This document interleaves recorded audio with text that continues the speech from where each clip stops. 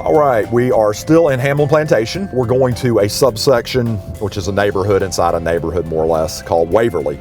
And Waverly was built, again, by John Wieland. All these homes in this part of Hamlin Plantation were built by Wieland. Again, national developer based in Atlanta, and he's built a lot of houses in Mount Pleasant over the years. These houses range anywhere from probably those over there to the left are in the probably threes, and then you've got houses, I would say the majority of the houses back here in the fives and sixes, and some of them went up to probably close to 800,000 if they're overlooking the water. Again, take people back here, and they generally like the construction. These houses are the exact same houses that you see on Daniel Island, and these are about $100,000 less than what that house would cost you on Daniel Island. So sometimes people want to know the difference between Mount Pleasant and Daniel Island. This is a good example because Wieland builds on Daniel Island, he builds here as well. And these houses are, like I said, $100,000 less than Mount Pleasant for the exact same house. You know, if I was going to buy in Waverly, I would look to buy something probably newer than 2007 or 2008. If you come back here in Waverly and you're looking at a house that was built in 05 or 04, you're going to see a noticeable difference in finish levels. They didn't site finish floors back in 2004 and 5 and 6. They really didn't start site finishing. A site finish floor just means not bringing in the floor already finished. They're finishing it on site, which allows you to pick the stain color, and it's just a nicer look to have site finish floors. They're not probably as hardy as something that's done off-site.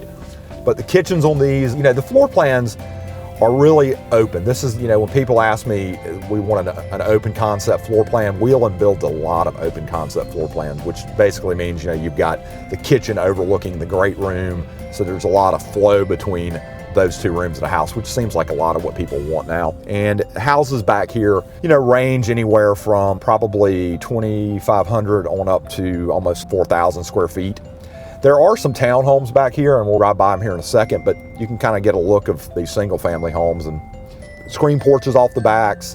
The only thing that I think that negative that I get from back here is sometimes, depending on the house and street in Waverly, that you don't have as much privacy. The houses you can see from the video we're shooting are they're tight together.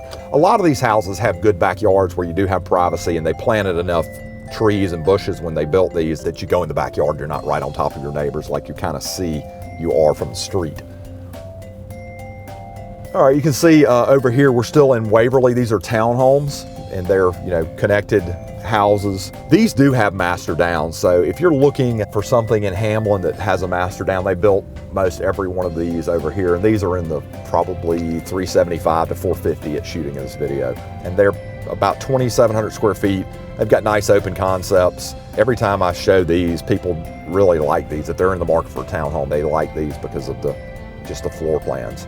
We've got one more subsection to shoot in Hamlin, and we're going to head over there right now.